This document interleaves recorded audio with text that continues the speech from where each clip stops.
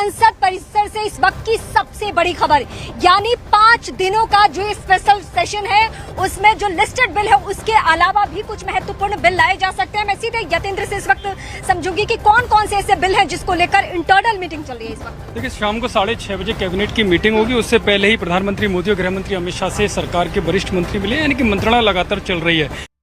Pension धारकों के लिए बहुत ही बड़ी खुशखबरी। 11 लाख कर्मचारी और पेंशनर्स के डीए में 4% की बढ़ोतरी के बाद आप सभी को बड़ा तोहफा मिलने जा रहा है। 3 महीने के एरियर का भुगतान नवंबर में खाते में आएंगे आपके, यानी कि 48,500 रुपये। तो 11 लाख से अधिक कर्मचारी सहित पेंशन भोगी उन सभी के महंगाई भत्ते में 4% की बढ़ोतरी के बाद अब मोदी सरकार ने सभी कर्मचारियों का उनका जो एरियर है 3 माह का, वो भुगतान करने को लेकर बहुत ही बड़ा अपडेट जारी कर दिया है। तो आपको इसके बारे में विस्तार से जानकारी बताएंगे, तो आपसे रिक्वेस्ट है कि वीडियो अंत तक देखते रहेगा।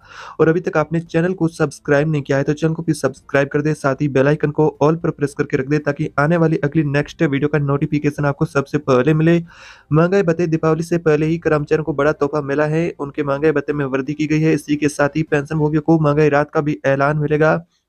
साथ ही कर्मचारियों को मूल वेतन का 42% जो पहले आपको महंगाई भत्ता मिलता था उस राशि को बढ़ाकर के 46% के बाद रेलवे बोर्ड ने दीपावली से पहले कर्मचारियों को तोहफा दिया है। बोर्ड ने महंगाई भत्ता भट्टाचार्य बढ़ाने की घोषणा की है। ऐसे में रेलवे कर्मचारी उनके महंगाई भत्ते में बढ़ोतरी होगी, यानी कि 46% हो गया। और 1 जुलाई 2023 से उनके महंगाई भत्ते को बढ़ाया जाएगा। 3 महीने के एरियर की राशि का भुगतान को लेकर ताजा अपडेट आ रही है। कब होने वाला है आपका एरियर का भुगतान?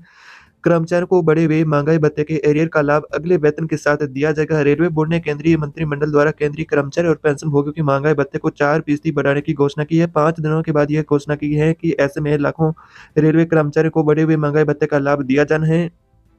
भारतीय रेलवे और उत्पादन निकाय के महाप्रबंधकों द्वारा मुख्य प्रशासनिक अधिकारियों को भेजे गए एक पत्र में कहा गया कि रेलवे बोर्ड के अध्यक्ष को यह निर्णय लेते हुए खुशी हो रही है कि रेल कर्मचारियों का महंगाई भत्ता 1 जुलाई 2023 की मूल वेतन का 42% की मौजूदा दर है जो आपको मिलती थी उससे बढ़ा करके 46% किया गया है। रेलवे कर्मचारी संघ द्वारा दीपावली से पहले की गई इस घोषणा का स्वागत भी किया गया है। आपको बता दें कि 11 लाख से अधिक कर्मचारी सहित पेंशन भोगियों को इसका लाभ मिलेगा।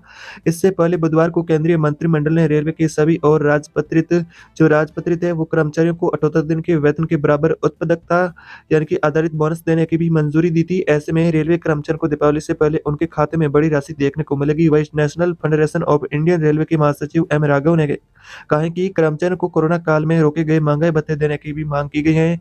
रेलवे बोर्ड से मांग करते हुए कर्मचारी संघ ने कहा कि जनवरी 2020 से जून 2021 तक के भुगतान की प्रक्रिया को भी सरकार को आगे बढ़ाना चाहिए। इसको लेकर इस तरह का इनकी बयान सामने आया कि जो महंगाई भत्ता आपका रुका हुआ है उसको भुगतान करने को लेकर भी कर्मचारियों ने बड़ी घोषणा की है। अगली बड़ी अपडेट आ रही है जो ईपीएस के पेंशन धारक है उनके लिए, उनका भी पेंशन बढ़ोतरी को लेकर सरकार से काफी लंबे वक्त से इंतजार था कि सरकार उनकी पेंशन की राशि में बढ़ोतरी कब करेगी और कितनी बढ़ोतरी होने वाली है। तो उनके लिए भी दीपावली से पहले बड़ी घोषणा हो चुकी है। उनकी पेंशन की बढ़ोतरी कितने चरणों में की जाएगी, कितनी आपकी पेंशन में बढ़ोतरी की जाएगी, 5% या फिर 10% या फिर 15%, और आपको कब मिलने वाला है इसका लाभ, और कौन से पेंशन धारक है वो पेंशन ईपीएस की बढ़ी हुई जो आपकी पेंशन की राशि उसको लेने के लिए एलिजिबल माने जाएंगे। इनके बारे में विस्तार से आपको एक एक करके कंप्लीट विस्तार से जानकारी बताएंगे। तो आप इससे रिक्वेस्ट है कि वीडियो अंत तक पूरा ध्यान से देखते रहेगा ताकि ऐसी आपको यानी कि जानकारी मिलती रहेगी। तो चैनल को सब्सक्राइब भी कर दीजिएगा। तो बात करते हैं कि आपकी पेंशन की बढ़ोतरी है वो कितने चरणों के अंदर की जाए, तो 3 चरणों के अंदर आपकी पेंशन की बढ़ोतरी की जाएगी।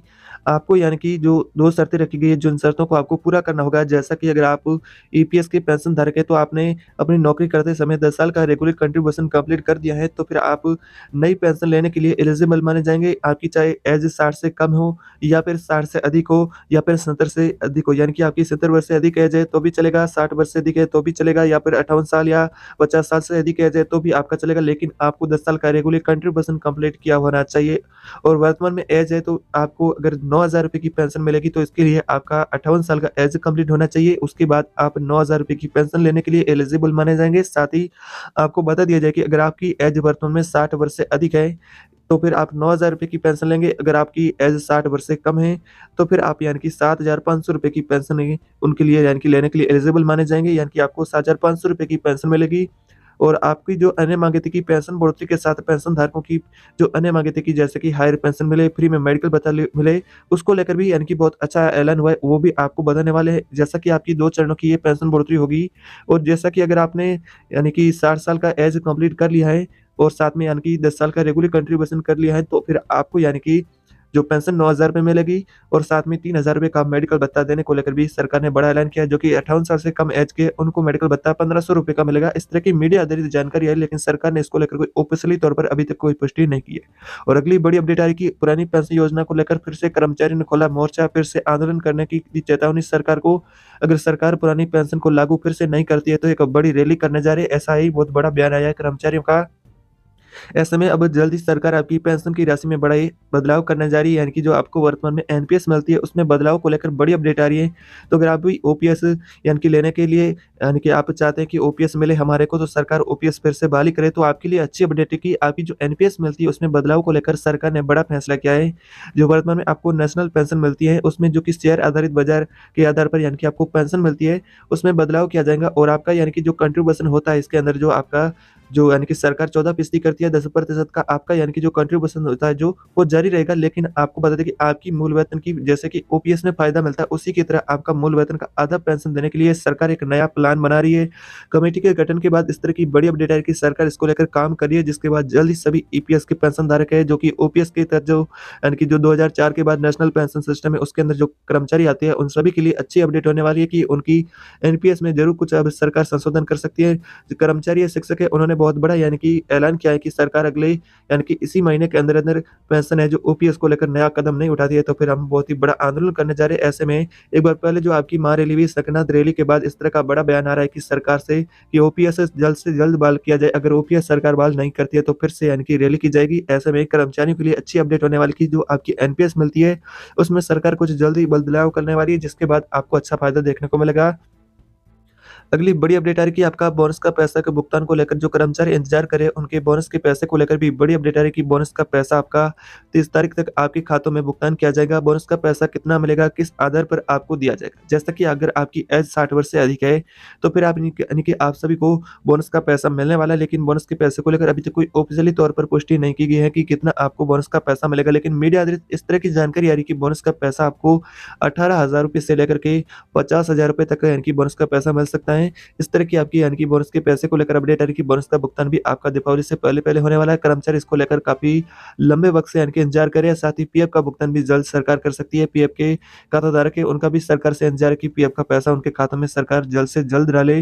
तो उनके लिए अच्छी अपडेट होने वाली कि सरकार जल्द इन मुद्दों पर कदम उठाने वाली है। जैसे कि कैबिनेट की बैठकें इसके अंदर यानी कि पेंशन के मुद्दे को लेकर जारी है, जिसमें जल्द कुछ ऐलान हो सकता है। लेकिन अभी तक सरकार ने इसको लेकर कोई ऑफिशियली तौर पर पुष्टि नहीं की है। लेकिन मीडिया आधारित ऐसी जानकारी आ रही है कि आपकी पेंशन की बढ़ोतरी ईपीएस की है, जो 3 चरणों के अंदर की जाएगी और आपकी एनपीएस में कुछ बदलाव किए जाएंगे और बोनस का पैसा है और एरियर का भुगतान है दीपावली से पहले-पहले नवंबर में आपका किया जाएगा। तो इस तरह की आपके लिए फिलहाल दिन भर की ताज़ा बड़ी अपडेट आ रही है। अभी तक आपने चैनल को सब्सक्राइब नहीं किया तो चैनल को सब्सक्राइब कर दें, साथ ही बेल आइकन को ऑल पर प्रेस कर दें ताकि आने वाली अगली नेक्स्ट वीडियो का नोटिफिकेशन आपको सबसे पहले मिले।